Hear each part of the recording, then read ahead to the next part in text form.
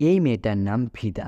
সে boxing শিখতে চায়, কিন্তু গ্রামের প্রধান তাকে এটা করতে দেয় না, কারণ একে তো সে নিচু জাতের, ওপর দিকে সে মেয়ে। পুরো এলাকায় গ্রাম প্রধানের ইশারায় চলে। যারা উঁচু জাতের ছিল তারা সব সময় চাইতো তারাই যেন সবকিছুতে এগিয়ে থাকে, সবকিছুর ফায়দা উঠাতে পারে। আর এর জন্য তারা নিচু জাতের লোকদের উপর অনেক নির্যাতন করত।